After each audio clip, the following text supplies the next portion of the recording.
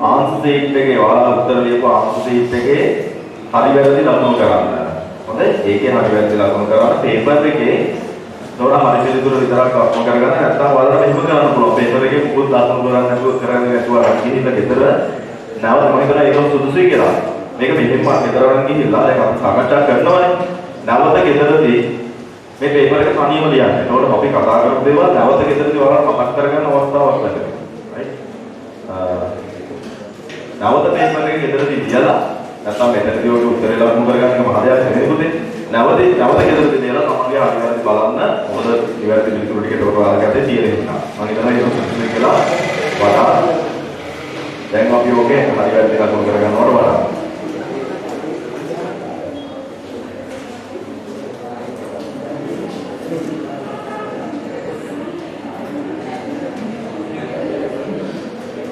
right, then we shall this, huh?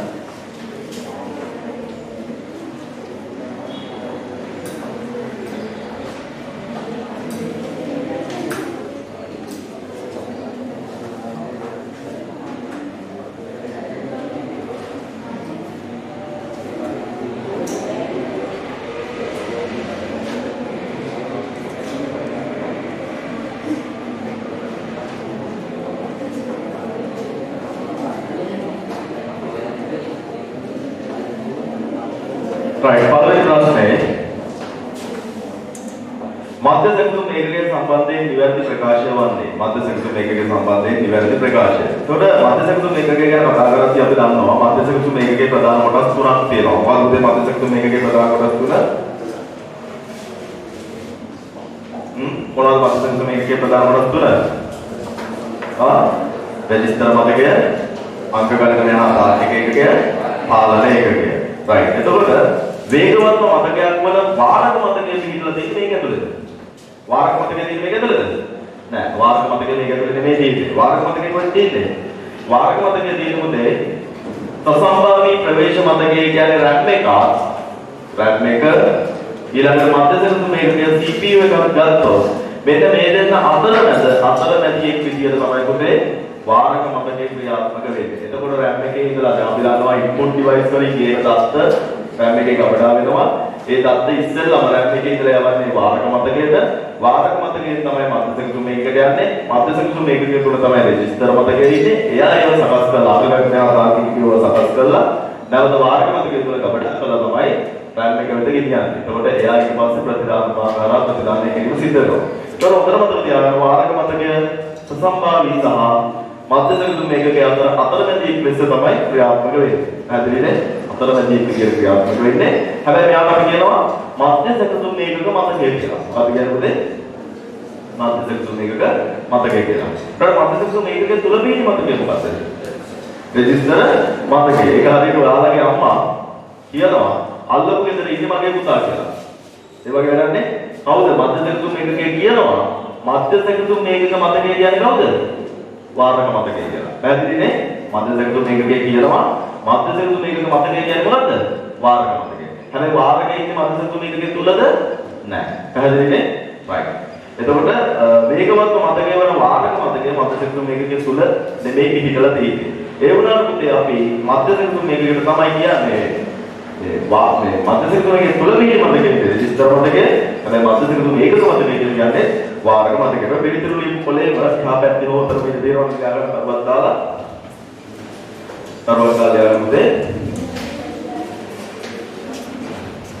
මධ්‍ය සැකසුම් ඒකක මතකයේ ලෙසින් හැදින්වෙන්නේ මධ්‍ය සැකසුම් ඒකක මතකයේ ලෙසින් හැදින්වෙන්නේ උත්තර ලියපු පොලේ නැත්නම් පේපර් එකේ එහා පැත්තේ තියෙනවා ඒක හොඳයි. ආ පේපර් එකේ වඩා හොඳයි. මේ පේපර් එකේ එහා පැත්තේ තියෙනවා ඒක කියනකට වඩා හොඳයි. තරවත් දාලා යන මධ්‍ය සැකසුම් මේකක මතකය ලෙස හැදින්වෙන්නේ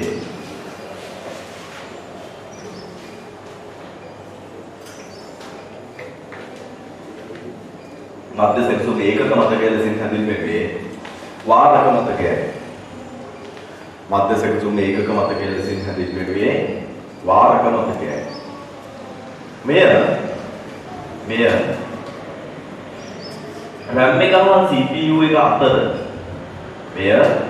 RAM එක හා CPU එක අතර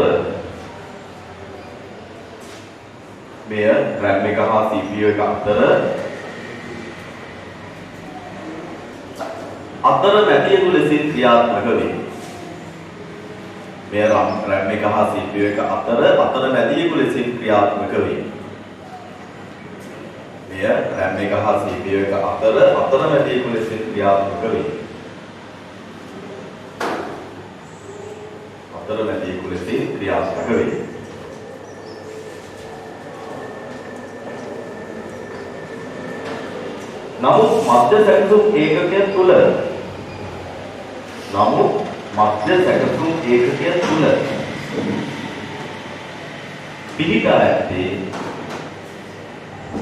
නමුත් මධ්‍ය සැකසුම් ඒකකය තුල පිහිටා ඇත්තේ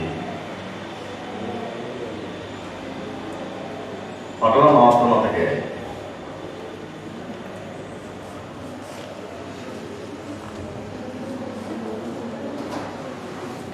නමුත් මධ්‍ය සැකසුම් ඒකකය තුල පිහිටා ඇත්තේ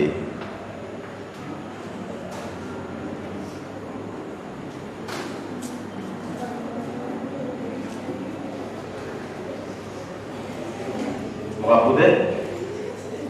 මතකද? මොකද්ද? වාරක. වාරකේ? මොකද්ද? රෙජිස්ටර් මතකයි. රෙජිස්ටර් මතකයි. ආනේ ආවල ඉරලා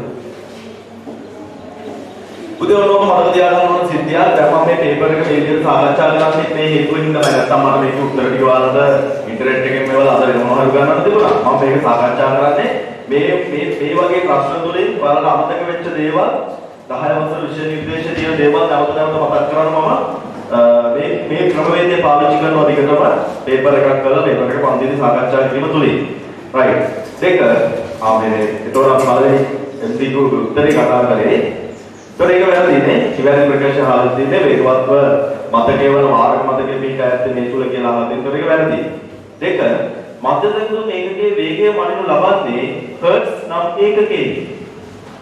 මධ්‍ය සැකසුම් ඒකකයේ මධ්‍ය සැකසුම් ඒකකයේ අපි වේගය මනින්න දැන් අපි දන්නවා වාහනයක වේගය මනින්නේ පැයට එයා ගමන් කරන කිලෝමීටර් ප්‍රමාණය මත. එහෙම නේද? ඒකට විවිධ දේවල් වල විවිධ ආකාරයෙන් වේගය මැනීම සිද්ධ කරනවා. දැන් රුඩදැකියේ ප්ලැටර් එක අරගෙන වේගය මනින්නේ එක මිනිත්තුවක් තුල තියාගෙන අරගෙන වට කරගෙන.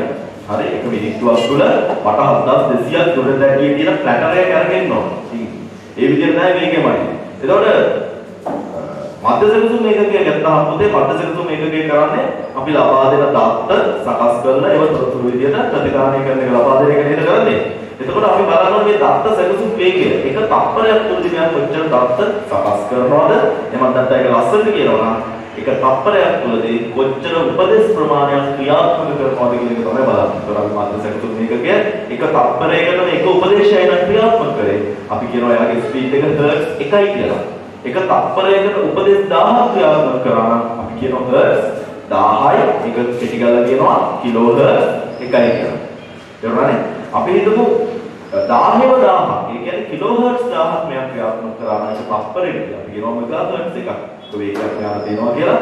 අපි හිතමු මෙයාට මෙගා හර්ට්ස් 1000ක් ක්‍රියාත්මක කරනකොට අපි කියනවා ගිගා හර්ට්ස් එකක වේගයක් තියෙනවා කියලා. සාමාන්‍යයෙන් අපි ගිගා හර්ට්ස් වලින් නේද මධ්‍ය සැකසුම් එකේ වේගය මනින්නේ. එතකොට හර්ට්ස් 1000ක් කිලෝ හර්ට්ස් 1යි, කිලෝ හර්ට්ස් 1000ක් මෙගා හර්ට්ස් 1යි, මෙගා හර්ට්ස් 1000ක් තමයි ගිගා හර්ට්ස් එකක් වෙන්නේ. ඒත් අපි ගිගා හර්ට්ස් වලින් තමයි අපි පරිගණකේ මධ්‍ය සැකසුම් එකකේ වේගය මනින්නේ. රයිට්. ඒත් ඒ තරම් තප්පරයකට උපදේශ විශාල ප්‍රමාණයක් ක්‍රියාත්මක කරවීමේ හැකියාව අපි මධ්‍ය සැකසුම් ඒකකයේ සතුයි. තේරුණා නේද? රයිට්. අපි ඒකත් ක්‍රියාවක් කරුවක් කාලා ඊට පස්සේ දරුවක් කාලා ලියන්න මධ්‍ය සැකසුම් ඒකකය තුළ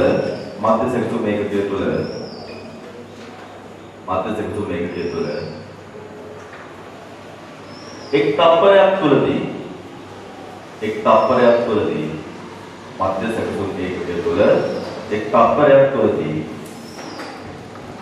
තප්පරයක් තුලදී ක්‍රියාත්මක කරනු ලබන උපදේශ ප්‍රමාණය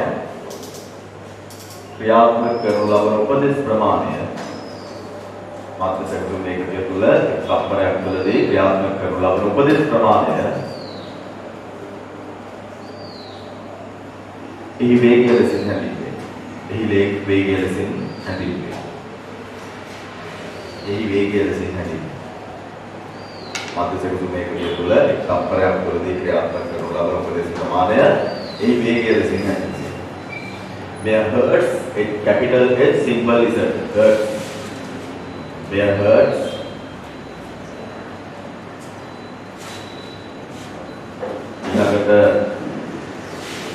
kilohertz, megahertz, gigahertz වැනි ඒකක වලින් මිදුම් කරනු ලබයි. වැනි ඒකක වලින් මිදුම් කරනු ලබයි.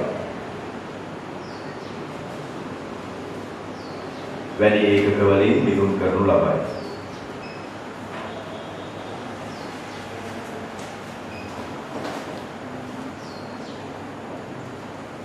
right එතකොට ඒක හරිනේ මධ්‍ය සැකසුම් ඒකකයේ වේගය පරිදි ලබන්නේ හර්ට්ස් නම් ඒකකයේදී ඒතකොට ඒක අපිට පිළිගන්න පුළුවන් උත්තරයක් ඒක හරියි. ප්‍රෝග්‍රෑම් තුන ආදාන සැකසුම ප්‍රතිදාන උපාංග සියල්ලම අයත් වන්නේ ඒකේ වැරදිනේ ආදාන ප්‍රතිදාන උපාංග තියෙන වෙන වෙනමනේ මධ්‍ය සැකසුම් ඒකකට ගන්න නෑ ඒක වැරදි. ඊළඟට කියලා තියෙනවා අංක ගණිතනය හා තාර්කික ඒකක වගේ සියලු උපාංග පාලනය කරයි. වැරදි. පාලනය කරන්නේ කවුද? පාලනයක කියන්නේ පරිගණක සියලු උපාංග පාලනය කරන පාලන සංඥා නිකුත් කරන්නේ පාලනයක. ඒතකොට අංක ගණිතනය හා තාර්කික ඒකකයේ මොකද කරන්නේ? එයා මොකද කරන්නේ? සංකීර්ණ ගණනය කිරීම හා තාර්කික ක්‍රියා පාලනය. පැහැදිලිනේ? ඔන්න ලියා ගන්න සංකීර්ණ ගණනය කිරීම. ALU එක මගේ අංක ගණිතනය හා තාර්කික ඒකකය මගේ. සංකීර්ණ ගණිතමය ක්‍රියා හා ALU මගේ සංකීර්ණ ගණිතමය ක්‍රියා හා ALU මගේ සංකීර්ණ ගණිතමය ක්‍රියා හා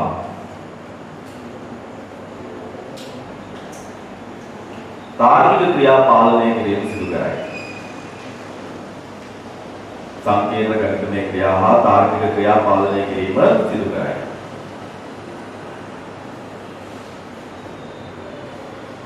right. ඒකට ඒකේ උත්තරය වෙනකොට දෙවෙනි පිළිතුර K2. පරිගණක හරියට දාලා තියාගන්න. 2. පස්සන පරම්පරාවේ පරිගණක සඳහා පදනම් වූ දෘঢ়ාංග තාක්ෂණය වන්නේ. පරිගණක පරම්පරාවට කියන අදාළව පුතේ පළවෙනි දෙවෙනි තුන්වෙනි. right. මම මේක පුතේ 10 වසරේ ළමයිට කරපු මම ඊටුවද කියලා මට මතක නැහැ. 10 වසරේ ළමයි කෙනෙක් පවත්වපු පළවෙනි පාඩම් තුනේ සම්මාන්තරයක් අපි මේ ස්ප්ලැන්ඩිඩ් ආයතනයේ සැලකුවා කොහොම සාර්ථකව මට ඔයාලට ඒක කියන්නත් බැරි වුණා. කලින් නම් කිව්වා කියන්න බැරි වුණා කියන්නේ ඊළඟ ප්‍රශ්නකුත් තිබුණා පළවෙනි එක ප්‍රමාණවත් නැහැ. තවත් ළමයි වාඩි කරන් තේජින්දා ඒ හේතුවත් වුණා මම අල්පමික දරුවන් කිරීම කරන්න සමහරක් මේ වුණා. අපිට අවශ්‍ය ළමයි විතරක් නමුත් ගන්න ඉතින් ඒ අවස්ථාව වලට ලබා දෙන විශේෂයෙන් මේ වගේ දේවල් පරිගණක පරම්පරාව ප්‍රතිතුරු සංස්කෘතික තාක්ෂණයේදී ඊළඟට පරිගණක මතක කෙවෙනි හරි ඉතින් ඒ වගේ ගොඩාක් පාඩම් තියෙනවා පරිගණක උපාංග මේ ආදාන උපාංග ප්‍රතිදාන උපාංග මේ දේවල් සමහර දේවල් ඔයාලට මතකයෙන් ඉලිහිලා සමහරවල් පාඩම් කරලා මතකයෙන් ඉන්නේ නැහැ ඒ වෙද්ද සමහර විෂය කරනෝ අවබෝධ වෙන්නේ නැහැ ඉතින් ඒකෙන්ද ඒ නිබන්ධනය ඔයාලට ලබා දීලා මට පන්ති වේලාවක් වෙන් කරගන්න බෑ. මොකද පැය 6ක් විතර වෙන් කරගන්න අපිට වෙලාවක් නෑ. අපිට තව දවස් 16යි. අද දවසේ ගියාම තව දවස් 15ක් විතර අසන්න වශයෙන් මුණ ගැහෙන්න තියෙන මේ විදිහට. ඒකෙන් මම මේක ඔන්ලයින් කරනවා. මම දැන් කරන්නේ මම වීඩියෝ කරලා ඉවරනට රෙකෝඩ් කරලා ඔයාලට එවනවා. ඔයාලට ඒක සම්පූර්ණ කරලා මට ගෙනලා පෙන්නන්න ඕන නිබන්ධනය සම්පූර්ණ කරලා. ඒකනේ. right. එතකොට ඒ විදිහට ඒක සම්පූර්ණ කරගන්න. ඒකෝට මෙන්න මේ වගේ ගැටලු වලට ඒක විසඳුම් ලබා දෙනවා. right. මම මුලින්ම පරිගණක පරම්පරාව ටික නිකන් මතක් කරගෙන යනවා. තරහක්. ඒතර බෑන් පැතින් කියලා හොදලා ගන්න. උදේ පරම්පරාව පහක් වෙනවා අපි කතා කරා. පරිගණක පරම්පරාව කියක් කතා කරාද? පහක් කතා කරා. පළවෙනි, දෙවෙනි, තුන්වෙනි, හතරවෙනි, පස්වෙනි කියලා. පළවෙනි පරම්පරාව 1940ත් 1956ත් කාලයට අයත්. දෙවෙනි පරම්පරාව 1956ත් 1963ත් අතර කාලයට අයත්.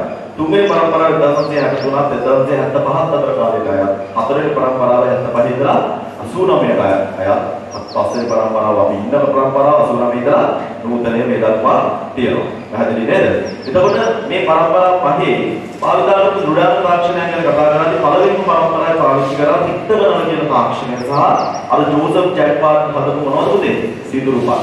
දත්ත ආදානය, ප්‍රතිදානය, සකස් කිරීම ආචරණය සඳහා පළවෙනි පරම්පරාවේ සිදුරුපත් පාවිච්චි වුණා. right? දෙවෙනි පරම්පරාවේ දෙවෙනි පරම්පරාවේදී සිදුරුපත් කියන තාක්ෂණයේ භාවිතයෙන් ඉවත් වුණා, රික්තකණල භාවිතයෙන් ඉවත් වුණා, රික්තකණල වෙනකොට ට්‍රාන්සිස්ටරේ භාවිතයට ආවා, සිදුරුපත් වෙනකොට චුම්බක තැටි සහ චුම්බක පටි භාවිතයට ආවා. චුම්බක තැටි සහ චුම්බක පටි විද්‍යුත් ආචරණය සඳහා ආචරණය කරනවා කියන්නේ ගබඩා කිරීම සඳහා භාවිතයට ගත්තා. තුන්වෙනි පරම්පරාවේදී පුතේ තැටි පටි කියන එකත් භාවිතයෙන් ඉවත් වුණා, ट्रांसिस्टर संवर्धन होना ट्रांसिस्टर का बाइसिकल संवर्धन मोटरसाइकिल है वगे ट्रांसिस्टर संवर्धन वेला होते अनुकलित परिपथ बिहुना අපි කියනවා තව නමක් සංකෘතිත පරිපථ කෙටි කියනවා IC කියනවා. එතකොට ट्रांसिस्टर යනුවට අනුකලිත පරිපථ බිහිුණා තැටිපටි භාවිතයෙන් ඉවත් වෙලා ඒව තවදුරටත් සංවර්ධනය වෙලා ධාරිතාවෙන් ඉඳලා තැටි මැග්නටික් ඩ්‍රම්ස් පාවිච්චි වුණා. ඩ්‍රම් එකක් වගේ එකක් පාවිච්චි වුණා. ටිකක් ලොකුයි ඒ දවස්වල පාවිච්චි දත්ත ආචරණය කිරීමේ ක්‍රමවේදය. ඒක තුන්වෙනි පරම්පරාවේ තවත් විශේෂ ලක්ෂණයක් වුණා යතුරු පූර්ව මූසිකයේ භාවිතයට එක් වුණා. යතුරු පූර්ව සහ මූසිකය, මවුස් එක සහ කීබෝඩ් එක. මේ දෙන්න හැම වෙලාවෙම එකට ආවේ. දෙන්නම එකට ආවේ. තවමත් දෙන්නම එකට වැඩ කරන්න පරිගණක ආවනේ. ඔච්චර සමීප බැඳීමක් බලන්න කීබෝඩ් එකට මවුස් එක නතුව බෑ, මවුස් එකට කීබෝඩ් එක නතුව බෑ. මේ දෙන්න එන්නේ තුන්වෙනි පරිගණක පරම්පරාවේ. ඒ තරම් මේ තුන්වෙනි පරම්පරාවේදී ආවොත් මෙහෙයුම් පද්ධතිය. ටෙක් පරිගණක වල මෙහෙයුම් පද්ධතිය තිබුණේ නැහැ. මෙහෙයුම් පද්ධතිය ආවා. පරිගණක භාෂා දැන් අපි ඉගෙන ගත්ත පැස්කල් පරිගණක භාෂාවක් නේද? මේ වගේ පරිගණක භාෂා පරිගණක ලෝකෙට එන්නේ තුන්වෙනි පරිගණක පරම්පරාව. ඊට හතරවෙනි පරම්පරාවේදී පුතේ අනුකලිත පරිපථ තවදුරටත් සංවර්ධනය කරලා විශාල වශයෙන් අනුකලිත පරිපථ සහ ඉතා විශාල ප්‍රමාණයේ අනුකලිත පරිපථ VLS, LSIC සහ VLSIC තාක්ෂණයෙන්ම හතරවෙනි පරම්පරාවේ ශුද්ධ සකසනය මයික්‍රෝ ප්‍රොසෙසරය නිර්මාණය වුණා. ඒ තරම්ම දෘಢ දැඩි භාවිතයට එන්නේ හතරවෙනි පරම්පරාවේදී ඊළඟට අත්න පරිගණක කියලා එහාම යන්න යන පුළුවන් පරිගණක ඊළඟට කම්පියුටර් නෙට්වර්ක් පරිගණක ජාල පිළිවෙන්නේ හතරවෙනි පරිගණක පරම්පරාවයි. ඒ විතරක් නෙවෙයි අර තුන්වෙනි පරම්පරාවේදී මෙහෙයුම් පද්ධතිය හඳුන්වලා තුනට මේක කිසි ලස්සනක් තිබුණේ නැහැ. අකුරු විතරයි මේක තිබුණේ. හතරවෙනි පරම්පරාවේදී කොහොම වාර්තාවක් රූප පාවිච්චි කරන හැඩතල පාවිච්චි කරන මේ වගේ චිත්‍රක පරිශීලක අතුරු මුණක් තිබුණා. අපි ඉන්නේ පස්සේ පරම්පරාවේ අද වෙද්දී විශාල වශයෙන් අනුකලිත පරිපථ සහ ඉතා විශාල වශයෙන් අනුකලිත පරිපථ සහ ශුද්ධ සකසනය තවදුරටත් සංවර්ධනය කළ core processors අපි කියනවා අධික ප්‍රමාණයේ අනුකලිත පරිපථ බිහි වෙලා තියෙනවා. අපි core i3, core i5, dual core 2 ඔහොම කියනවනේ. core කතාවක් කියනවනේ. ඒක තමයි මේ අධික ලෙස අනුකලිත පරිපථ ULSI කියලා කියන්නේ. ඊළඟට දෘಢ දැටි තවදුරටත් සංවර්ධනය වෙලා අධික ධාරිතාවයක් සහිත දෘಢ දැටි පාවිච්චි වෙනවා. ඊළඟට හතරවෙනි පරම්පරාවේ ප්‍රකාශ දැටි CD භාවිතයට ආවා. CD දියුණු වෙලා අද වෙද්දී DVD සහ Blu-ray වගේ අධික ධාරිතාවක් සහිත ප්‍රකාශ දැටි බිහිවලා තියෙනවා. ඒ තරක් නෙවෙයි 1989 පස්සේ තමයි ලෝකෙට අන්තර්ජාලය බිහි වෙන්නේ. ඒ කියන්නේ පස්වෙනි පරිගණක පරම්පරාවේදී. right. එතකොට උදාහරණ තාක්ෂණයක් ගැන කතා කරද්දී මෙතන කියලා තියෙනවා ඉතා විශාල ප්‍රමාණයේ පස්වන පරම්පරාව සඳහා පදනම් වූ උදාහරණ තාක්ෂණයේ ඉතා විශාල ප්‍රමාණයේ අනුකලිත පරිපථ VLSIC තිබුණේ හතරවෙනි පරම්පරාවේ. පස්වෙනි එකේදී නෙවෙයි. ඊළඟට දෙවෙනි එක අධික ප්‍රමාණයේ අනුකලිත පරිපථ නම් පස්වෙනි පරම්පරාවේ තිබුණා. ට්‍රාන්සිස්ටර් දෙවෙනි පරම්පරාවේ අනුකලිත පරිපථ තුන්වෙනි පරම්පරාවේ. එතකොට දෙවෙනි එකට දෙවෙනි පිළිතුර. right? හරි දාගන්න. දත්ත සහ තොරතුරු සම්බන්ධව අසත්‍ය වන්නේ කුමක්ද? සකස් කරන ලද දත්ත තොරතුරු ලෙස හැඳින්වේ වැරදි ප්‍රකාශනය. එතකොට දත්ත සකස් කරාට පස්සේ තොරතුරු වෙනවා ඒක හරි. දෙවෙනි එක තීරණ ගැනීමේදී තොරතුරු භාවිතාවේ ඒකත් හරි. කාලය ගතවත්ව තොරතුරුක වටිනාකම වැඩි වෙයි. ඊළඟට ඒක පැතින් දෙමු. හතරවෙනි එක අදාළව ගුණාත්මක තොරතුරු ලක්ෂණ එකක් හරි. ඒක තුන්වෙනි පිළිතුරේ කාලය ගතවත්ව තොරතුරුක වටිනාකම මොකද වෙන්නේ? අඩු වෙනවා. ශිෂ්‍යත්වයේ ප්‍රතිඵලය දැන් වටිනවද? හැබැයි ප්‍රතිඵලය ආපු දවසේ ගොඩාක් වටිනවා. එහෙම නේද? එතකොට කාලය ගත වෙනකොට තොරතුරු වටිනාකම මොකද වෙන්නේ? අඩු වෙනවා. එහෙනම් 3 සිදුරුපත් තුල පරිගණක වැඩසටහන් ගබඩාගත පාලනය කිරීමේ සංකල්පය ප්‍රථම පරිගණක ක්‍රමලේඛනයේ පිළිවෙලින් හඳුන්වා දුන්නේ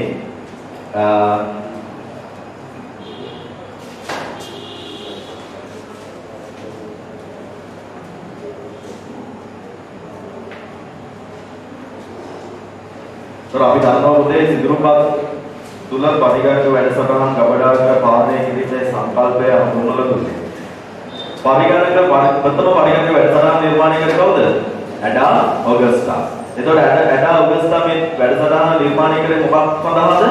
චාල්ස් බැබේජ් හදපු ඇනලිටිකල් යන්ත්‍රය සඳහා. චාල්ස් බැබේජ් ඇනලිටිකල් යන්ත්‍රය හැදුවේ කවුරුහද මොන තාක්ෂණය පදනම් කරගෙනද?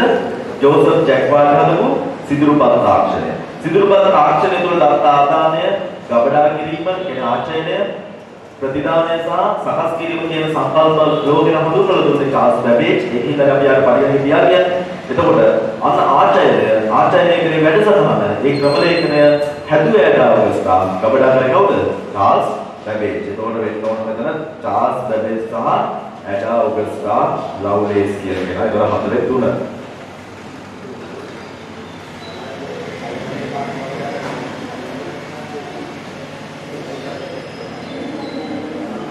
සිදුරුපත් තුළ පරිගණක වැඩසටහන ගබඩා කරන පාලනය කිරීමේ සංකල්පය සහ ප්‍රථම පරිගණක ක්‍රමලේඛනය චාල්ස් බැබේජ් සහ ඇඩාවස්ටා. ඒතර හතරේ තුන. හරි? කොහොමද එක හරියයි? මොකද කියන්නේ? ජෝසප් ජැක්වාට් දැම්මද? සිදුරුපත් ලෝකෙන හඳුන්වලා දුන්නේ කවුද? ජෝසප් ජැක්වාට්. හැබැයි එයාගේ පාවිච්චි කළ මොකක්ද හැදුවේ? මොකක්ද හැදුවේ? එයා රිතිවියන යන්ත්‍රයක් හැදුවා. එයා කම්පියුටර් හැදුවද? එයා කම්පියුටර් හැදුවේ නෑ. එයා හැදුවේ රිතිවියන යන්ත්‍රයක්. එතකොට මේ වචනේ ගොඩක් වැදගත්. සිදුරුපත් තුළ පරිගණක වැඩසටහන. රිතිවියන යන්ත්‍රේ පරිගණක වැඩසටහනක් තියුණාද? නෑනේ. මොන හයිලයිට් කරලා තියන පරිගණක වැඩසටහන කියන වචනේ. හරි?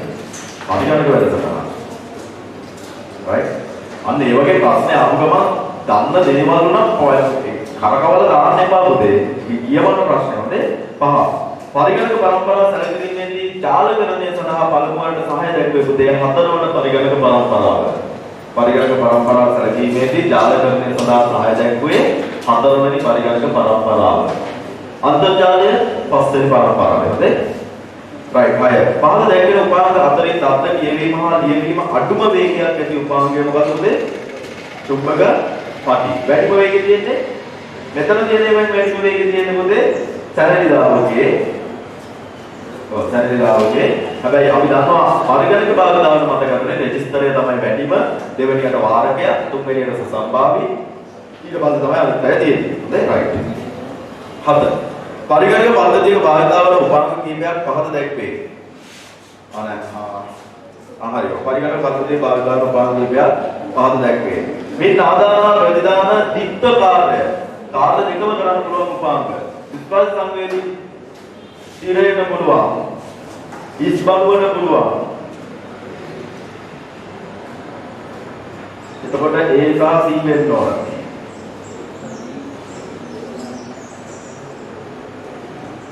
A සහ D වෙනවා. A සහ D C නෙවෙයි. A සහ D. 7 3. එතකොට නැවත මේ මකමක ලියන්න පුළුවන් සංයුක්ත දැන. ඒක මොකක්ද? ආචයන මාධ්‍ය. ආදාන උපාංගයද? කොහොමද දැක්කද ආදාන උපාංගය කියලා දෙනවා. නෑ ඒක මොකක්ද? ආචයන මාධ්‍ය. ආචයන මාධ්‍යන ආදාන ප්‍රතිදාන වලට ගන්නේ නෑ අපි සාමාන්‍යයෙන්. හොඳේ? 7 3. या किसी की अगर तुल्य दशमक आगे कुमार කියලා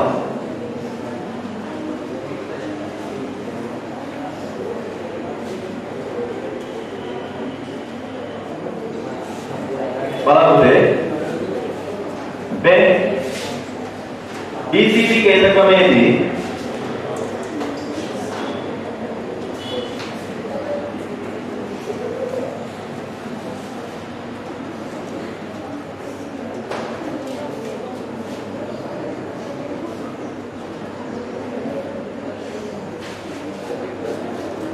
BCD කියන්නේ binary coded decimal කියන එක. ඒකෝට BCD කේන්ද්‍රක්‍රමයක් පුතේ ආගන්න 0 1 2 3 4 5 6 7 8 9 කියන දශමයේ සංඛ්‍යාවන් සඳහා බිඳු 4කින් සමන්විත කේතයක් තියෙනවා. බිඳුව කියන එක 0.0.0.0 1 කියන එක 0.0.0.1 2 කියන එක 0.0.1 3 දැන් වාර ප්‍රශ්නකේ මම ඔබට මෙතන ලියන්නේ ඒක බෙදලා බලන්න. 4 නම් දෙකෙන් බෙදාන 2යි ඉතුරු 0යි 2ට 1යි ඉතුරු 0යි 0යි 1යි. දැන් මේක 4කින් ලිව්වොත් පුතේ 1යි 0යි 0යි ඉස්සරහින් 0ක් දාන්න. හරි? 5 කියන එක 0යි 1යි 0යි 1 6 කියන එක 0යි 1යි 0යි 0 0යි 1යි 0 7 0යි 1යි 1යි 1 බෙදලා බලන්න. හොඳේ?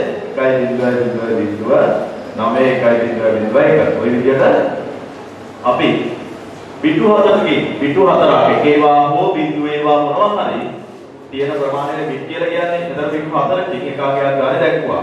දැන් මෙතන 4 ගානේ කාණ්ඩ කරන පුතේ පස්සේ ඉඳන් එක කරත් එකයි ඉස්සරහින් නම් වෙන කරත් එකයි කොහොමද එකයි. කොහොමද මේ පැත්ත කරන්නේ 4යි 4යි. දැන් 1.0.1 කියන්නේ කීයද? 9. 0.1 5. 0.1 කොහොමද? ඉතින් 7. කීයේ 957 තියෙන උත්තරේ 4 වෙනි උත්තරේ 84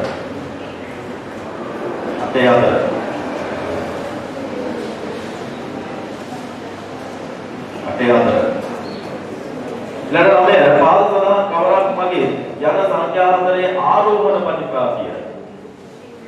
ආරෝහණ කියන්නේ මොකක්ද? ආරෝහණ කියන්නේ වැඩි වෙන පිළිවෙලට. අඩු එකේ ඉඳලා වැඩි වෙන එකට. දැන් මට පිටුපිටු ගාන එනවා. right.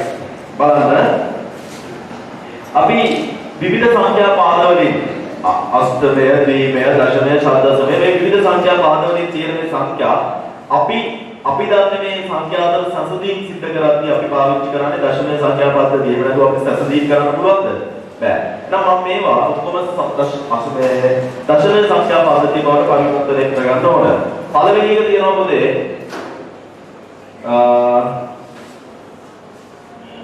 113 අෂ්ටමය 113 මේක අෂ්ටමය කරගන්න ඕන පුතේ. මම මෙහෙම කරනවා 3යි 1යි ඒ දශමය කරගන්න බරසාධකයෙන් ගුණ කරනවා 8.81 8.2 8.2 කියන්නේ 1යි 8.1 කියන්නේ 8යි 8.2 කියන්නේ 8 බරක් 8.64යි right 64 බරක් 1 64යි 1 බරක් 8 8යි 3 බරක් 1 3යි දශමය කරාම පුතේ 8යි 3යි 11යි 11යි 4යි 15යි 5යි එකක් ඉදිරියේ 6යි 7යි 75යි 10යි පාදේ right ඊළඟට දෙනවා ද්විමීය සංඛ්‍යාවක්.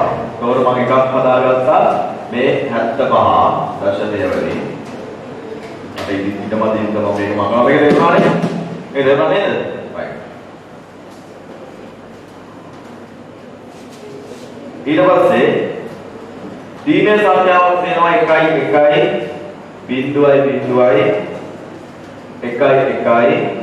0.0යි 1 පරසාධකයන් කියනවොත් හන්නේ 1යි 2යි 4යි 8යි 16යි 32යි 64යි 128යි 256 බිඳුවේ වයින් කරලා දානවා ඉතුරු ටික ලියනවා මෙහෙම 256 128 16 8 1 එච්චරයිනේ 6යි 12යි 12යි 8යි 20යි 20යි 8යි 28යි 1යි 29යි 9යි දෙකක් ඉතුරුයි 5යි 2යි 7යි 7යි 2යි 9යි 1යි 10යි බිඳුව එකක් ඉතුරුයි 3යි 1යි 4යි 409යි දශමය සංඛ්‍යා පද්ධතිය.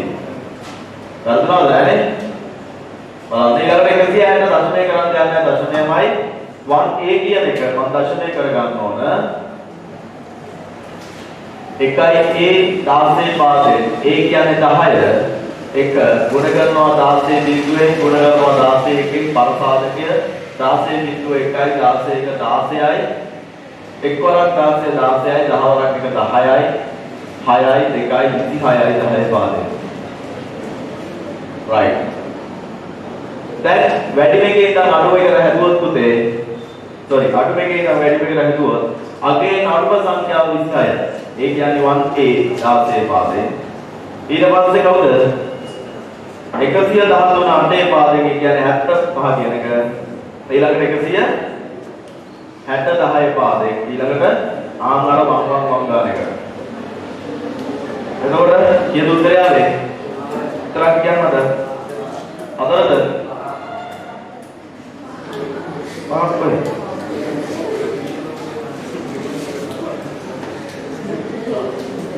පළවෙනි එකනේ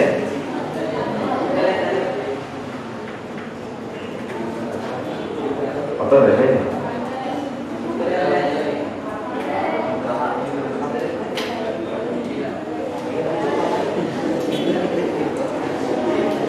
උත්තරයක් නැවත උත්තරේ ලියන්න වෙනවා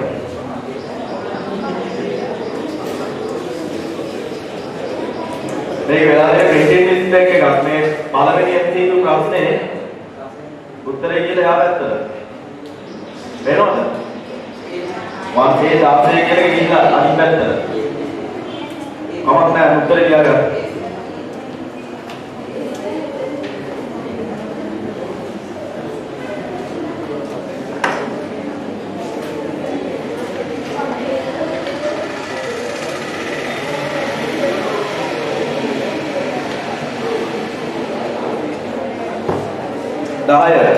ही වැඩිම වෙසසි සංඛ්‍යාව සහ අඩුම වෙසසි අගයේ පිළිවෙලින් වන්නේ MSD LSD. පුතේ දශම සංඛ්‍යාවල අගන්න දශම සංඛ්‍යාවල වැඩිම වෙසසි ස්ථානයගේ හොයන්නත් පූර්ණ සංඛ්‍යාවල වැඩිම වෙසසි අගයේ හොයන්නත් ක්‍රම දෙකක් පාවිච්චි කරනවා. අගන්න පුතේ पूर्ण संख्यावක අපි පූර්ණ සංඛ්‍යාව ගත්තා දැන් ශබ්ද දාගන්න පූර්ණ සංඛ්‍යාවක් ගත්තොත් උදාහරණයක් මම ගන්නම් මේ 160 කියන එක right පූර්ණ සංඛ්‍යාවක් ගත්තොත් වැඩිම වෙසසියගේ වෙන්නේ වම් පස කෙළවරේම තියෙන ශූන්‍ය නොවන අගය බිඳුව නොවන අගය ඒක කියන එක අඩුම වෙසසියගේ වෙන්නේ දකුණු පස කෙළවරේම තියෙන අගය ඒක බිඳුව වෙන්න පුළුවන් පූර්ණ සංඛ්‍යාවකදී බිඳුව වෙන්න පුළුවන් ඒක මතක තියාගන්න හැබැයි දශම සංඛ්‍යාවකදී බිඳුවක් වෙන්න බෑ. අපි හිතමු මෙහෙම දශම සංඛ්‍යාවක් තියෙනවා කියලා. දශම සංඛ්‍යාවක් ගත්තොත් දශම සංඛ්‍යාවේ වම් පස කෙළවරෙහිම ඇති ශූන්‍ය නොවන අගය.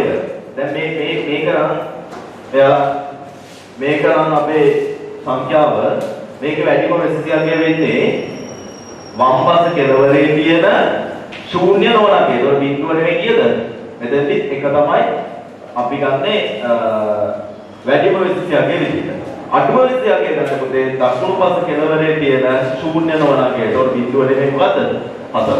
පූර්ණ සංඛ්‍යාවකදී බිඳුව අඩුම වෙසසියගේ වෙන්න පුළුවන්. හැබැයි දශම සංඛ්‍යාවකදී බිඳුව අඩුම වෙසසියගේ වෙන්න බෑ. මතක තියාගන්න. එතකොට අපිට මේ දීලා තියෙන්නේ පූර්ණ සහ දශම සංඛ්‍යා කියන දෙකේම සංයෝජනයක්. ඒකෝර මෙතන 8යි දශම ගානක් දීලා දෙන්නේ. එතකොට තාර්කයක් නැහැ වැඩිම වෙසසියගේ මොකද පුතේ? වම් පස කෙළවරේම තියෙන ශූන්‍ය නොවනගේ කීයද? 8. අඩුම වෙසසියගේ කීයද? දකුණු පස කෙළවරේම තියෙන ශූන්‍ය නොවනගේ කීයද?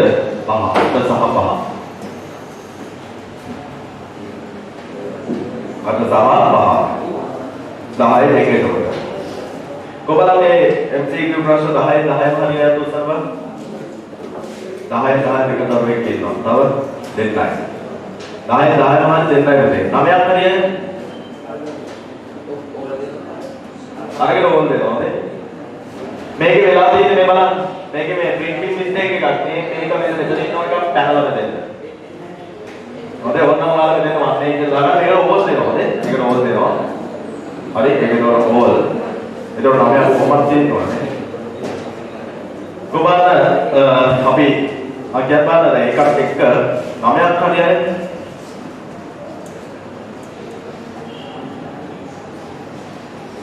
කයි දෙකයි තුන් දෙකයි හතරයි හතක් විතර ඉන්නේ. 8ක් හරියද? මදි මුදේ හොතේ. පොතේ බැලේ 10 වන්දේ දීසිම ප්‍රශ්නේ. එච්චාවේ.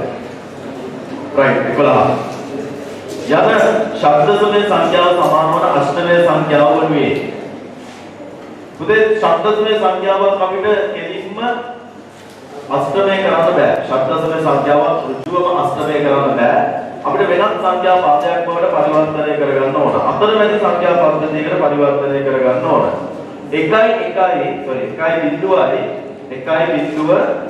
16 right අපි මේක පරිවර්තනය කරන්න නම් පුතේ අෂ්ටමය බවට මුලින්ම පහසුම ක්‍රමවේදය තමයි අපි මේක ද්විමය කරගෙන ඉන්නේ. ශබ්ද සමේ සංඛ්‍යාවක් ද්විමය කරනවා. ශබ්ද සමේ සංඛ්‍යාවක් ද්විමය කරද්දී ඕනෑම එක් ශබ්ද සමේ සංඛ්‍යාවක් ද්විමය සංඛ්‍යා 4කට සමානයි කියන සම්බන්ධතාවය අපි පාවිච්චි කරනවා.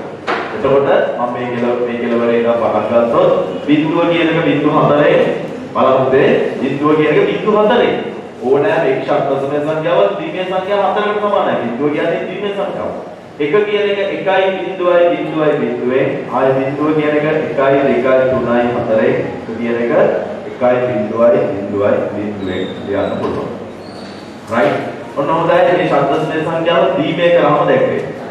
දැන් මේ ද්විමේය සංඛ්‍යාව අෂ්ටමය කරද්දී ඕනෑම ද්විමේය සංඛ්‍යාවක් ද්විමේය සංඛ්‍යා තුනක් අවියාද ද්විමේය සංඛ්‍යා තුනක් අෂ්ටමය සංඛ්‍යා එකකින් එහෙම නැත්නම් ඕනෑම අෂ්ටමය සංඛ්‍යාවක් ද්විමේය සංඛ්‍යා තුනකින් දක්වන්න පුළුවන්. දැන් තුන ගානේ කාණ්ඩ මේ පැත්තේ 1 2 3යි 1 2 3යි 3යි 3යි.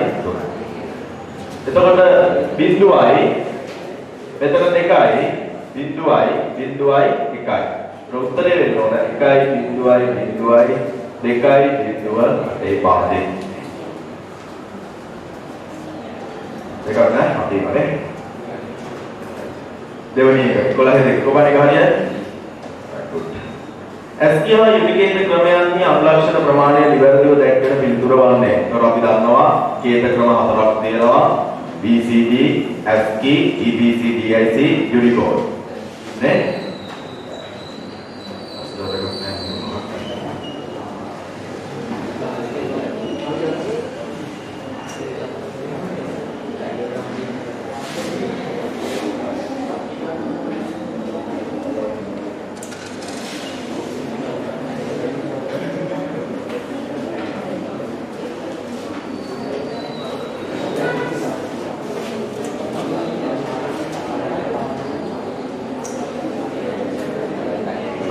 right බලන්න කේත ක්‍රම ටික ලියාගත්තොත් 1 2 3 4 BCD ASCII EBC DIC Unicode ඉෂාත් වෙන්න පුතේ මේකේ පිටු 4යි මෙයා පිටු 7යි මෙයා පිටු 8යි මෙයා පිටු 16යි පිටු අනුලක්ෂණ 9යි අනුලක්ෂණ 128යි අනුලක්ෂණ 256යි අනුලක්ෂණ 16300 ගණන් තියෙනවා බලන්න. කී අනුලක්ෂණ 16000 65000 නේ 65534යි 36යි 65000 65536යි right එතකොට පුතේ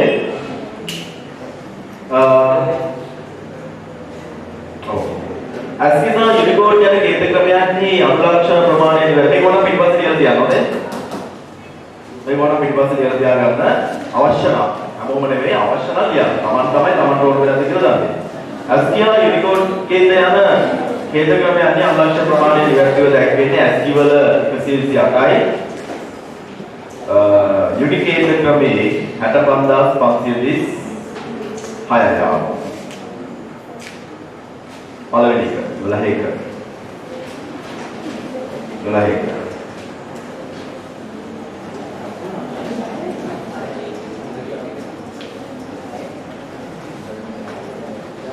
12 පාද වගන්ති අතරින් කේත ක්‍රම සම්බන්ධයෙන් නිවැරදි ප්‍රකාශ මොනවාද?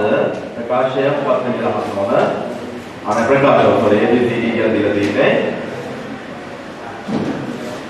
right බලන්න මේ කලිනුත් මම මේ ප්‍රශ්නේ වලට දුන්නා. BCD කේත ක්‍රමයේ මුල්කාලීනව භාවිතා වූ අතර අගනොඩ මේ හොඳ ලොකු ප්‍රශ්නයක්. BCD කේත ක්‍රමයේ මුල්කාලීනව භාවිතා වූ අතර මේ බිඳුවත් 9ක් අතර දශම සංඛ්‍යා නිරූපණයට භාවිතා වේ.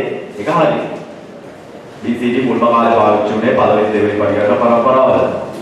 7 යන දශම සංඛ්‍යාව එකේව තුනක් ලෙස BCD කේත ක්‍රමය වගේ දැක්විය හැක. හරිද?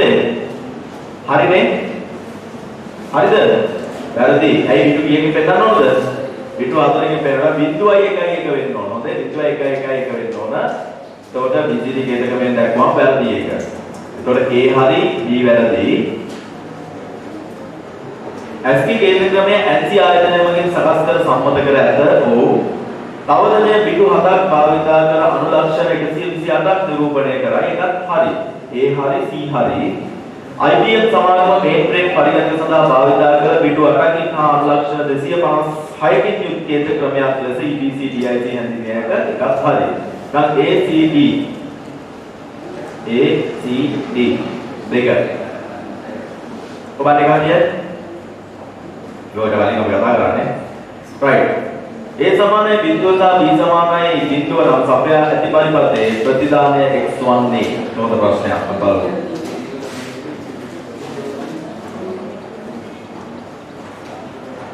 එයාගත්තනේ.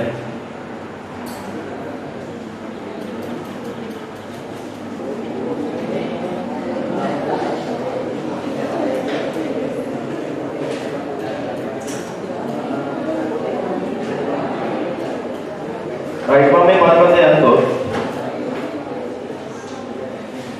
Okay, go.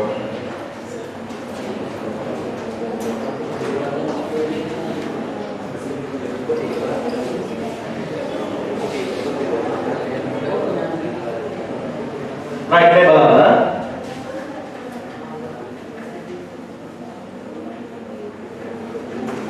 Me balante. මෙතන අහන්නේ මේ ගානේ හැටියට A සමානයි බිඳුව නම් B සමානයි බිඳුව නම් x ප්‍රතිදානය මොකක්ද කියලා අහන්නේ. එතකොට මේ බලන්න. මේක විස්තර තේරුම් ගන්න මම ඔයාලට කියන්නම්. A බිඳුවයි ඩොට් එක හරහා යද්දී මොකක් වෙනවද? එකක් වෙනවා.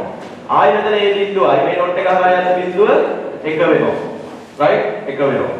මෙතෙන්දි බිඳුව විදියට මෙතෙන්ට එනවා බිඳුවයි මෙතන බිඳුවයි මෙතෙන්දි බිඳුව විදියට එනවා මෙතනින් බිඳුවයි. මේ ගුණ කිරීම ඩොට් එක. එහෙමනේ ගුණ කිරීමක් අපි කියන්නේ ඩොට් එක.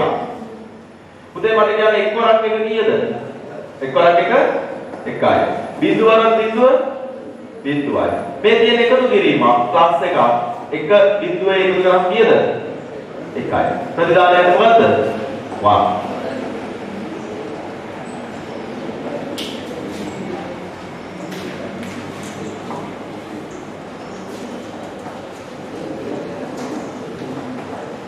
Coba tinggal dia, right? Eba bagaimana dia ada kuliah नीचे प्रकाश ने आना हुआ, ये बालंदा.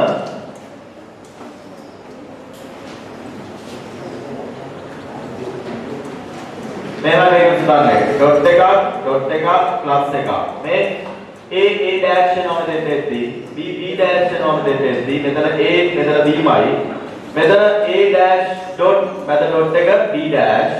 hari A dash dot B dash මෙතන A dot B මෙතෙන්ට එද්දී A dash dot B dash වාරය plus A dot B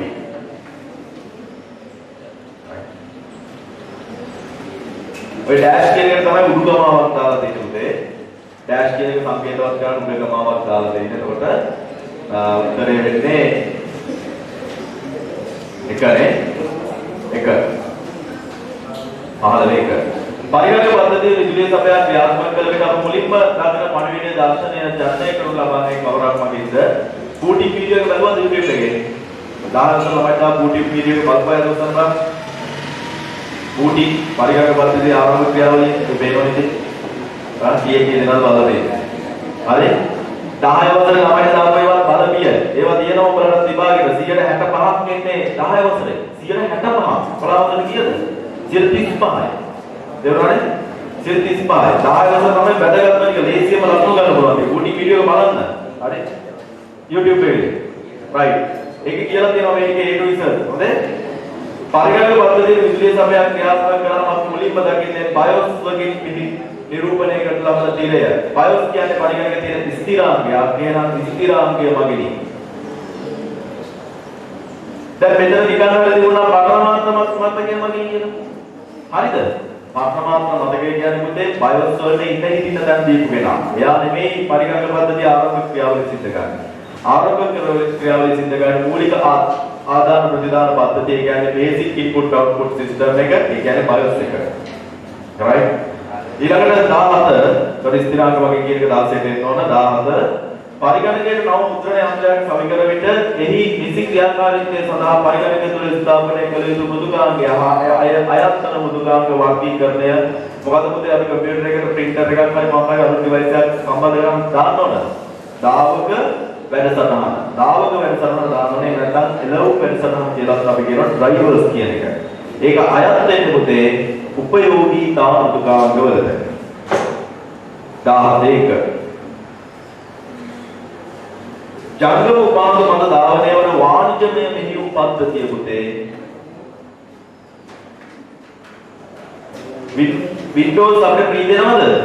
නෑ Windows අපි සල්ලි දීලා ගන්නවා. හැබැයි Windows ජංගම දුරකථන වලට දානවද? Mobile Windows කියලා එකක් තියෙනවා. මෙතන කියලා තියෙන Mobile Windows නෙමෙයි. මෙතන සාමාන්‍ය Windows. එහෙනම් මොකක්ද මෙතන තියෙන? Apple iOS 18.3. Android වල සල්ලි ගන්නවද? සල්ලි දීලා ෆෝන් එක ගන්න. ඒ ෆෝන් එක.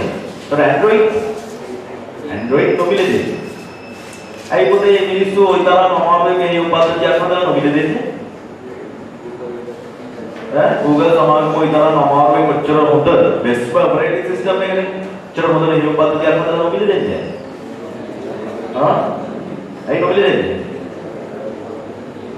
නොමිලේ දෙන්නේ පුතේ අපි නොදැනුවත් වුණාට එයාලා අපේ ජංගම දුරකථනය එයාලගේ වැඩවලට පාවිච්චි කරනවා. අපේ ජංගම චීනය තුළ Android 10. ඒ තුළ එයාලා ඇමරිකානු මෙහෙයුම් පද්ධතියක් Android කියන්නේ Chinese phone එක උනාට operating system එක ඇමරිකානු. එතකොට Android මෙහෙයුම් පද්ධතිය පුතේ අපි නොදැනුවත් අපේ ජංගම දුරකථන එයාලගේ වැඩවලට පාවිච්චි කරනවා. එකක් traffic එක, පාරේ traffic එක බලන්න. හරි. පාරේ traffic එක උදාහරණයක් විදිහට මේ වෙලාවේ පොදුව ආන්තිය traffic එක කොහොමද කියලා බලන්නේ. පොදුව ආන්තිය පාරේ මේ වෙලාවේ තියෙන ජංගම දුරකථන ප්‍රමාණය බලන්න. ඒ හැම වෙලාවෙම අපේ ජංගම දුරකථනේ චන්ද්‍රිකා පණිවිඩයක් නිකුත් කරනවා අපි නොදැනුවත්. අපේ ෆෝන් එක ඕෆ් කරලා නිකුත් වෙනවා. හරි. ඒ හින්දා තමයි දැන් බැටරි එක නෙමෙයි යන්නේ නැහැ. බැටරි ගලවලා දුන්නොත් ෆෝන් එක වැඩ නැහැ. ඒක දැකගෙන ෆෝන් කොහොම එන්නේ? බැටරි ගලවන්න බැරි වෙන සීන් කරලා. හරි. කිසි වෙලෙකින් පුළුවන් නවත්තන්න. හරි. ඒක අපේ ෆෝන් එකේ ඊළඟට ඔයාලා නොදැනුවත් වුණාද? ඔයාලා ගන්න හැම ඡායාරූපයක්ම අන්තර්ජාලයට Google Cloud එකට යනවා. ඔයා ෆෝන් එකෙන් ගහන හැම ෆොටෝ එකක්ම Google Cloud. නිකන් ටෙස්ටිං වල ගහන්න එපා කියන්නේ ඒකයි ෆොටෝ එකක් අනවශ්‍ය විදිහට අපි Google Cloud එකට යනවා. හරි? Google Cloud එකට යනවා. right? ඊළඟට අපි කියපු හැම තැනක්ම අපේ ෆෝන් එක උදාහරණයක් මගේ ෆෝන් එක මම සාක්කුවේ දාගෙන කියපු හැම තැනක්ම අපිට උනත් බලන්න පුළුවන්. මම මෙතෙක් කියපු හැම තැනක්ම උනත් බලන්න පුළුවන්. බලලා අපි තාත්තගේ ෆෝන් එක අරගෙන තාත්තා කොහෙද ගිහින් තියෙන්නේ කියලා ෆෝන් එක ගත්ත දවස් ඉඳන් කියපු තැන් ටික දවසයි වෙලාවයි එක බලන්න පුළුවන්. ඒ විදිහට තමයි පුතේ කොරෝනා රෝගයෙන් හෙව්වේ පහුගිය දවස්වල. පට ගාලා අල්ලනවනේ. ඊපු තැන ওই ආශ්‍රය කරපු ඔක්කොම අහන්නේ නැහැ. ඒක ෆෝන් එක ගත්තා. ෆෝන් එකේ ඩීටේල්ස් වල බලුවා කුඩියේ කොහෙද කියලා පට ගාලා බලගත්තා. ඔයාලගේ ෆෝන් එකේ වලට බලන්න පුළුවන්. ඒක අටක් දින තියෙන පබ්ලික් සර්විස් එකක්. ඊපු තැන් ටික ගත්තා. Android ෆෝන් එකේ කවුරු සාප්පේ දාන්නේ යන්නේ? Android ෆෝන් එක සාප්පේ දාන්න ගිහලා ඔරවෙන්න කරන්න බෑ. හරි. ඔක්කොම මාර්ක් එක. හරි.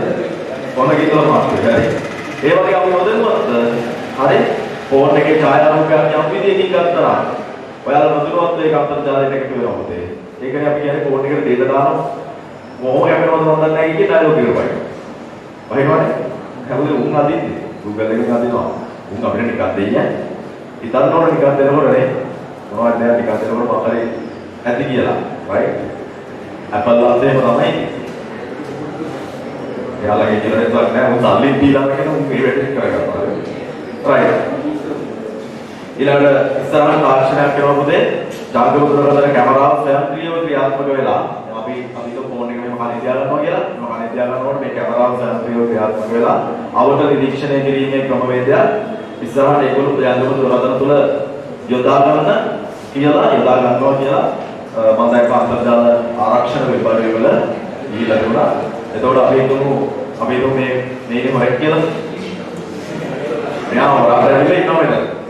හරි? එයා ඉන්න හොරාට ඉන්නවා. දැන් මෙයාව හොයනවා. මම නෑ ඔක මම මෙහෙම හොල්ලා. මගේ ෆෝන් එක අරන් ආයා පස් කාලා අයිඩෙන්ටිෆයි කරගන්නවා. එහෙම ක්‍රමවේදයක් ලෝකේ ආරක්ෂණ ක්‍රමවේදයක් දැන් ජාගරව දුරකථන ඒ වගේ. මේක බලන්න බෑ අදින අයම. උදාහරණයක් ගත්තොත් right. හරි හොඳ දරුවෙක්. එතකොට එහෙම ක්‍රමවේදයක් කියනවා. right 19. පරිශීලකයා දුරකථන සම්බන්ධතාවයෙන් මෙතන සටහනක් පහළ දැක්වේ. ඒවා පිළියැකේ. පුතේ පරිශීලකයා වැඩ කරන්නේ යෙදුම් මෘදුකාංග මත. පරිශීලකයා මොකක් මතද වැඩ කරන්නේ? දැන් මේ මම ඉන්නේ යෙදුම් මෘදුකාංගයක් මත. එවනේ වෙබ් බ්‍රවුසර් එකක් කියන්නේ යෙදුම් මෘදුකාංගයක්. යෙදුම් මෘදුකාංගය මොකක් මතද පුතේ වැඩ කරන්නේ?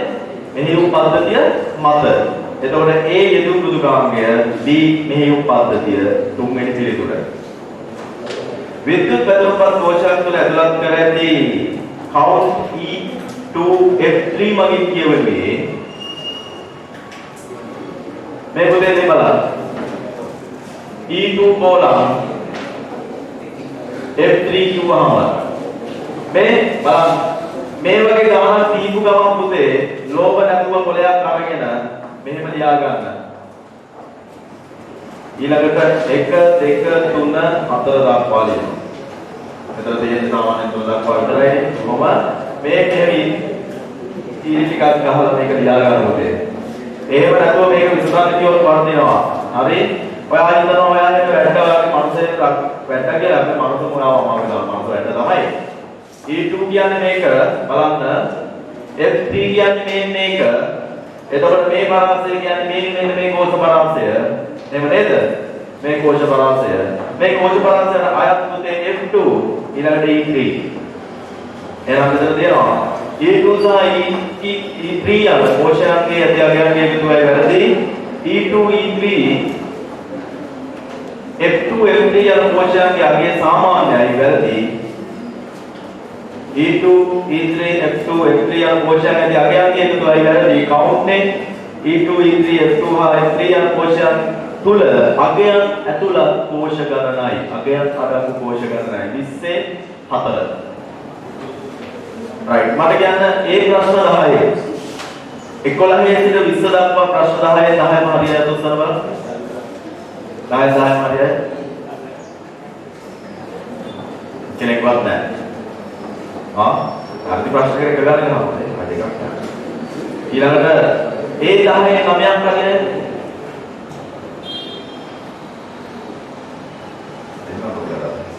21 විද්‍යුත් පැදුරුම්පත් කෝෂයන් තුළ ඇතුළත් කර ඇති සූත්‍රයේ පිළිතුර වන්නේ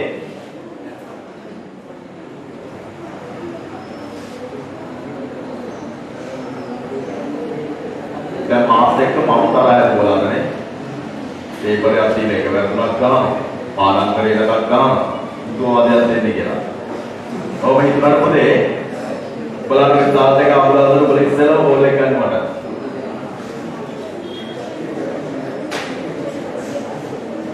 right එදාට බල පාට ආදරේ මට දැන් බෑන්නට මම ගෙදර තිබ්බාට උදේ පාන්දර තුනට නැගිලා මට කිව්ම් යනවා මට ඉලා ගන්න නැහැ ඒ නිසා කිව්ම් කියනවා ඒක බයිවල මට ළමයි කියන්නේ ළමයි තුන්දියක් කරලා බයිනකොට right බාරුවේනේ සමානයි 6 ගුණ කිරීම 2 ඍණ 10 ඒ බලන්න වරහන් බලය 2 බෙදීම 4 පුතේ ප්‍රමුඛතාවය කාටේ වරහන් එහෙනම් වරහන් තුල ප්‍රමුඛතාවය කාටේ වරහන් තුලත් කාටද ගුණ කිරීම 6 වරක් දෙක කියලාද 12යි 12 ඍණ 10 වරහන් ගේ දෙවෙනි බලය බෙදීම 4 12න් 10 කොටනම 2යි පුතේ දෙකේ දෙවෙනි බලය බෙදීම 4 දැන් ප්‍රමුඛතාවයේ බලයට දෙකේ දෙවෙනි බලය 4යි පුතේ 4 බෙදීම 4 සමානයි කීයද දෙකේ දෙවෙනි බලය කියන්නේ දෙවරක් 2නේ දෙවරක් 2 4යිනේ 4 බෙදීම 4 කීයද බිඳුවයි 4 4 බෙදුවා කීයේ බිඳුවේ 1යි 4ට 4ේම 1යි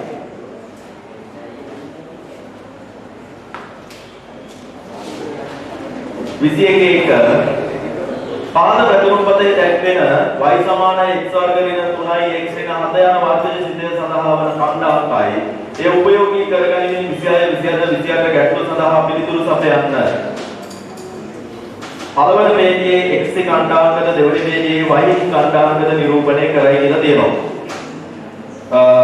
x අගය ඍණ 3 සඳහා x අගය ඍණ 3 නම් ඒ වන්නේ y අගය ලබා ගැනීමට A2 කෝෂයට ඇතුළත් කළ යුතු සූත්‍රය ලියන්න කියලා දෙනවා.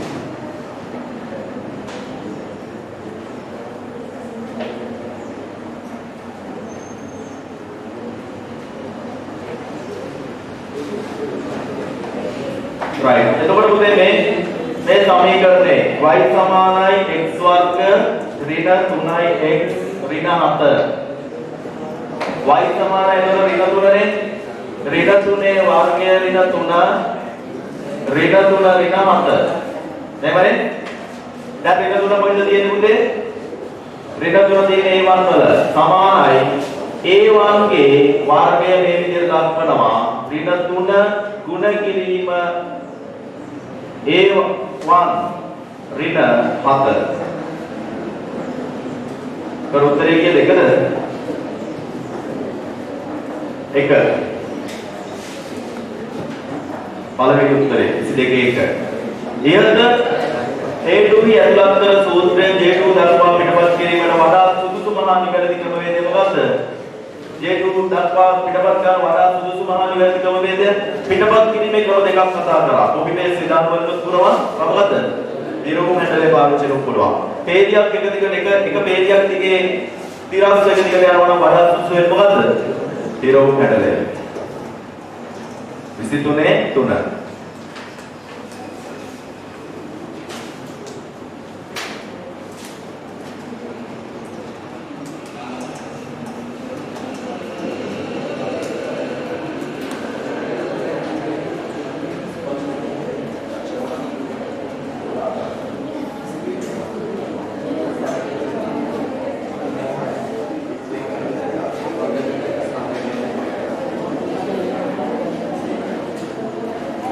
right දෙවෙනි එකේ කියලා තියෙන්නේ එතකොට නිරෝධ හැන්ඩලේ 3 24 ඉහත H2 කෝෂයේ දැක්වෙන සූත්‍රය විය හැක්කේ මේකේ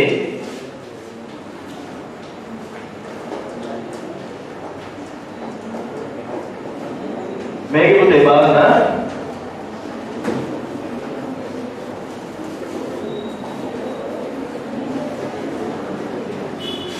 H2 කෝෂයේ කොයි2 මේ H2 මෙතන දැක්වෙන්න පුළුවන් සූත්‍රය මොකක්ද කියලා අහන්න. ඒක මොකක්ද වෙන්න ඕන? මේක මේම දක්වනවා. එනම් සමානයි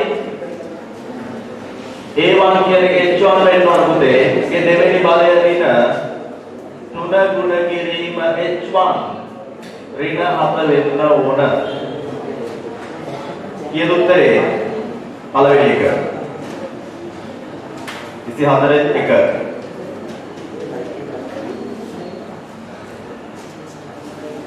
පැදුරුපදක C5 කෝෂය ඇතුළත් කර ඇති සූත්‍රය T3 දක්වා පිටපත් කර විට එහි දැක්වෙනුයේ. right. මට පුළුවන් නම් පරිගණකයෙන් පැදුරුපත් කොටසක් නිරූපණය කරගෙන මේක කරන්න. ඒ වුණාට ඔයාලට විභාගෙදී එහෙම කරන්න බැරි හින්දා මම නිවැරදි ක්‍රමයෙන් මේක වාර්තා කියලා දෙනවා. right. මේ බලන්න. මේ වගේ ගැටලුවකට පිළිතුරු සපයන්න පුතේ ඉස්සෙල්ලාම පැදුරුපත් කොටස හදගන්න කියලා මම කිව්වා. ලෝභ නැතුව A B C D E කියවනකම් තියෙනවා මේකේ.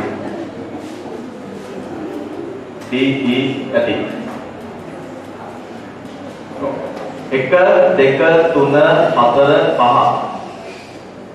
එහෙම.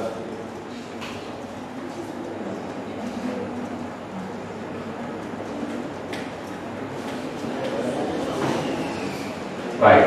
දැන් බලන්න පුතේ මේ ශබ්දවල බලා ගන්න. මේක කියලා තියෙනවා දැන් මේක ඩොලර් ලක්ෂ දැක්ක ගමන් පපුව දාන්න පටන් ගත්තා නේද? හැබැයි ඩොලර් ලක්ෂ දකින්නවා කියන්නේ අපි ඇත්තටම සතුටු වෙන්න ඕන. ඩොලර් වැඩි වෙන ගාන දෙන්සි. බලන්න 25 මොකටද ඇතුළත් කරලා තියෙන්නේ C5 ට. ඔය C5 මේ මෙතන. මේ මෙතන තමයි C5. C5 ට ඇතුළත් කරලා දෙනවා පුතේ සමානයි ඩොලර් A4 ගුණ කිරීම ඩොලර් H $1 $1 මේක D3 දක්වා පිටපත් කරනවා. D3 මේ D3 right D3 දක්වා පිටපත් කරනවා. හරි දැන් හරි ලේසි. මේක දිහා බැලුවම බලන්න පේනවා මේ රෝධ දෙකටම අඩ තියලා. එහෙම නේද? රෝධ දෙකටම අඩ තියලා නම් මේ රෝධෙ හෙල්ලෙනවද? හෙල්ලෙන්නේ නැහැ පුතේ. නම් අපි දන්නවා ගුණ කිරීමේ පිළිබඳව කීයනොත් මේක හෙල්ලෙන්නේ නැහැ. පොඩ්ඩක්වත් හෙල්ලෙන්නේ නැහැ. ආයි කිසි දෙයකට බය වෙන්න දෙයක් නැහැ. මොකද රෝධ දෙකටම අඩ තියලා. එක රෝධයකටයි නම් අඩ තියලා තියෙන්නේ ආම් බය වෙන්න ඕන. හරි? දැන් පුතේ මේකේ තියලා තියෙන්නේ එක රෝධයකටයි. මේකට තියලා නැහැ. ඒකට 1 2 උඩට ආවා. එකක් මේ පැත්තට ගියා. right? එතකොට මේක ගොඩනගන්න පාවිච්චි කරමු A4. මේ A4 දැන් ඩොලර් අමතක කරමු. මෙයාගේ කතා කරන දෙයක් නැහැ. H1 අදාළම නැහැ. රෝධ දෙකටම අඩ තියලා යාගේ බලන්න දෙයක් නැහැ. මෙයා සුද්ධි හරිනම් 1 2 උඩ නැගලා එකක් මේට එන්න ඕන. ඒ කියන්නේ B2 එන්න ඕන. ඒතකොට පුතේ B2 එන්න ඕන.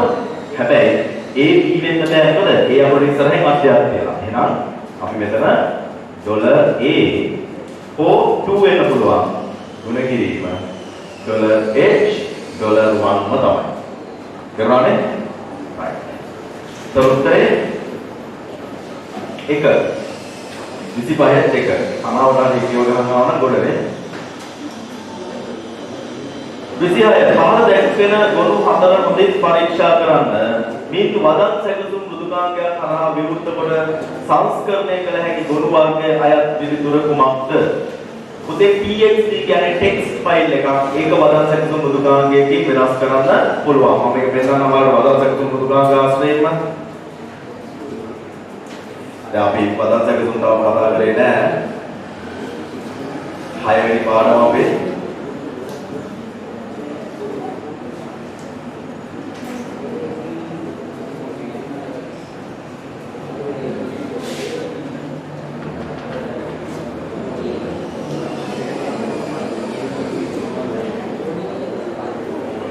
පස්සේ කාර්යය කරන්න ගාලන්නේ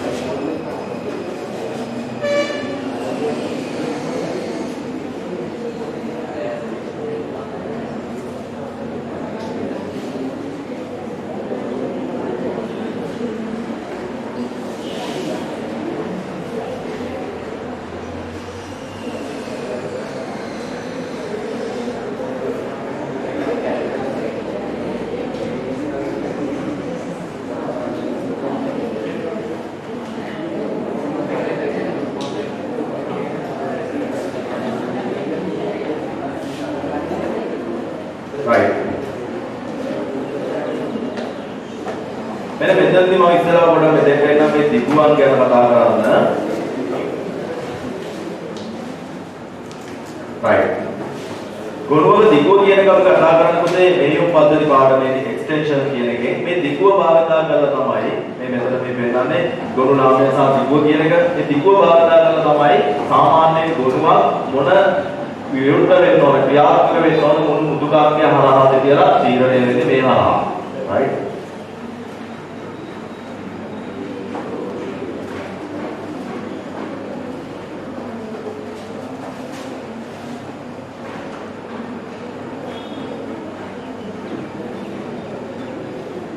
right බාරමුදේ TXT කියන්නේ මෘදුකාංගමයි එක්සිකියුටබල් කියන එක මේක TXT එකක් මේක DAT කියලා දෙනවා මේ තියෙන මේ ඩොට් එකෙන් දකුණු පැත්ත තියෙන හැම වෙලාවෙම දිගුව මේ ඩොට් එකෙන් වම් පැත්ත තියෙන්නේ ගොනු නාමය right එතකොට මෙතන තියලා තියෙන මොකද ගොනු නාම myfile.docx docx කියන්නේ මෙතනක් තියෙනවා එතේ word file එකක් docx කියන වර්ගයේ වදන් සැකසුම් word file එක. එතකොට වදන් සැකසුම් මෘදුකාංගයක් කරා docx කියන එක ක්‍රියාත්මක කරගන්න පුළුවන්. ඊළඟට txt එතන txt කියලා නෑ txt කියන්නේ text කියන එක අපි සාමාන්‍යයෙන් notepad එක හරහා මොනවා හරි සකස් කරලා සේව් කරද්දී txt කියන එකෙන් සේව් වෙන්නේ. ඊළඟට දෙනවා ott සහ jpg. ඒතකොට මම මේක වදන් සැකසුමක් වශයෙන් පෙන්නනවා.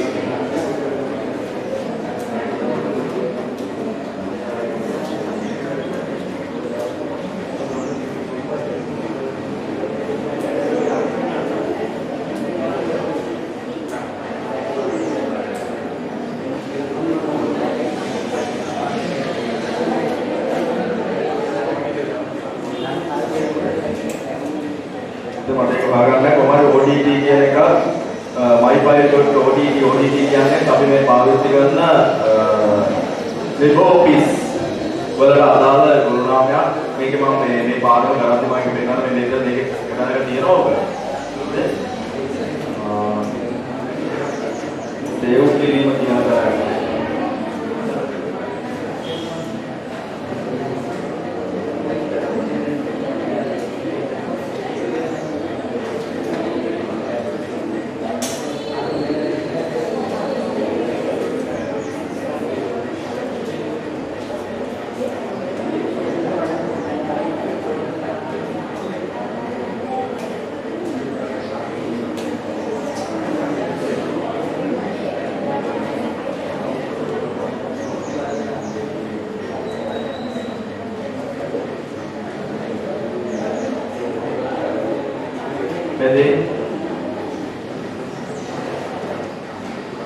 मैं DOT කියන්නේ Microsoft Word LibreOffice Writer වල ODT හොඳේ මේක ප්‍රශ්න දැන් මේ ඔයාලට අමාරු දාන්නකේ මේ පුංචි දරකින් ප්‍රශ්නයක් දාලා කියලා ඒ වගේ එකක් විභාගෙදී ආවොත් අමාරු වෙන්න හිතා. එතන ලියලා දෙනවා ODT කියන්නේ මේක ලියා ගන්න LibreOffice Writer කියන එක.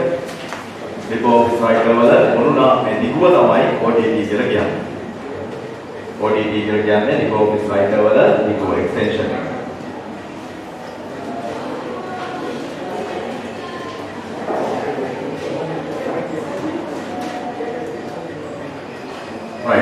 එතකොට උත්තර තුනයි ABC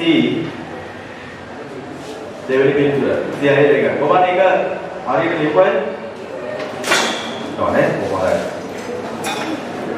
විද්‍යුත් සමාපන මුල්ගාංකයන් සම්බන්ධයෙන් සම්පූර්ණ ලියන ලද ප්‍රකාශ තුනක් පාස් දැක්වේ. විද්‍යුත් සමාපන මුල්ගාංකයක කතාවක් තුරට වීඩියෝ කරුවක් යෙදීමේ හැකියාව තියෙනවා. ඉතිගටුවක් නැහැ පුළුවන්. එක් එක් කතාවලට වෙන වෙනම කතා සංක්‍රාන්තිය යෙදීම පුළුවන්. සමාර්පණයකට බාහිර හඬපටයක් ඍජුවම හෝ කතාවට ඇතුළත් කිරීමේ හැකියාවක් තියෙනවා. එහෙනම් ABC සියල්ලම. ඊයද ප්‍රකාශ සියල්ලම කියලා.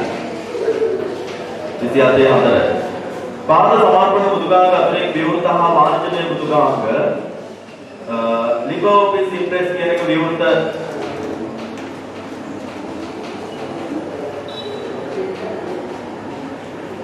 විවෘත හා වාණිජමය මුදුගාංග වෙන වෙනම අහලා තියෙන්නේ. එතකොට මම මෙතන ලිව්වොත් 365 PowerPoint කියන්නේ වාණිජමය මුදුගාංගයක්, A කියන්නේ වාණිජමය මුදුගාංගයක්, ඊළඟට C කියන්නේ වාණිජමය මුදුගාංගයක්. මේ දෙක විතරයි. A සහ C විතරයි. විවෘත කියන පොතේ LibreOffice Impress B ඊළඟට Google Presentation D OpenOffice Impress E. එතකොට B C BD E කියන්නේ විවෘත, A සහ C කියන්නේ වාණිජමය. 3 28 3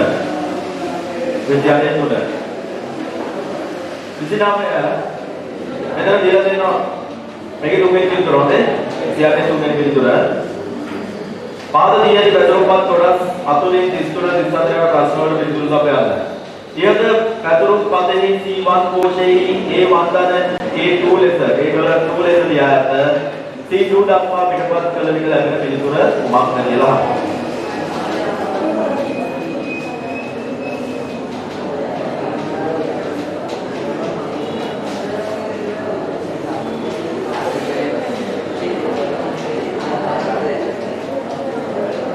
right බලන්න විශාල දෙන්න මෙතන කියනවා ඉහත පැතුරුම්පතෙහි C1 කෝෂයේ C1 කෝෂයේ මේකනේ මේකේ දාලා තියෙනවලු සමානයි A1 ධන A$2 A$2 කියලා දෙනවා A1 ධන A$2 කියලා දාලා තියෙනවලු එය එම සූත්‍රය C2 කියන්නේ මේකට පිටපත් කරාම ලැබෙන පිළිතුර මොකක්ද කියලා අහන්නේ. ඉතින් මම සූත්‍රය A1 කියන එක A2 වෙන්න ඕන. දැන් A1 A2 වෙන්න ඕන. A2 පුතේ A3 වෙන්න ඕන. හැබැයි A3 වෙන්නේ නැහැ. ඩොලර් මාර්ක් එකක් දාලා දෙනවා. එහෙනම් A$2ම තමයි. එකක් පල්ලෙහාට දෙන්නේ. එතකොට A2 කියන්නේ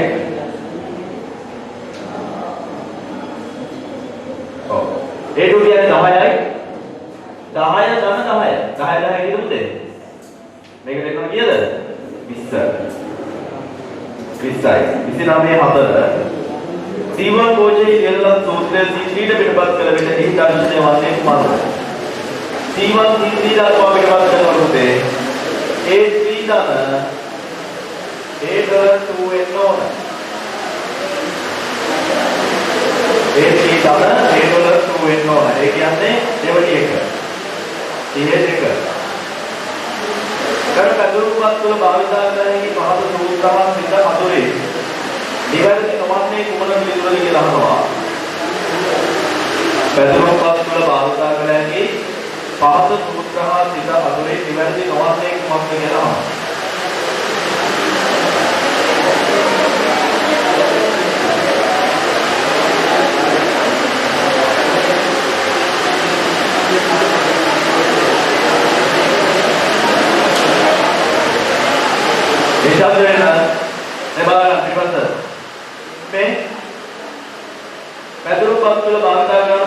සූත්‍ර ආකාර තුනක් තියෙනවා.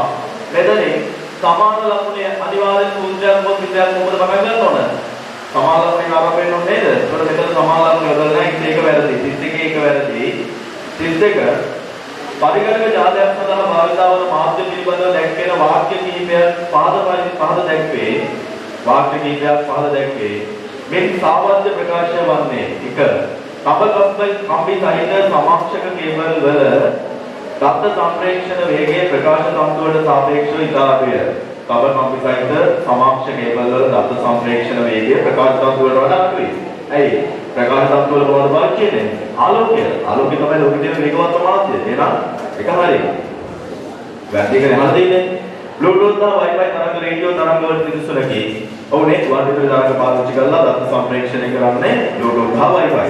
3 शुद्ध तरंग वල වේගයේ රේඩියෝ තරංග හා පළල විට ඉඳලා ඉන්නලද? ඔව් 36000 කිලෝමීටර උඩ ඉඳලා එවනවනේ වේගي පල්ලෙහාට.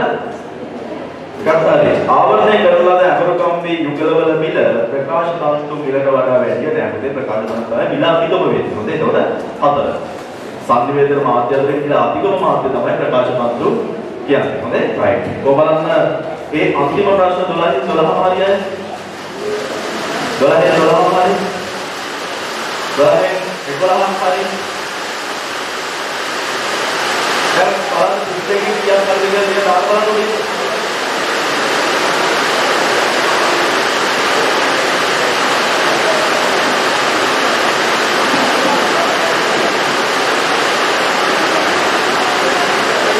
Kita yang pada apa?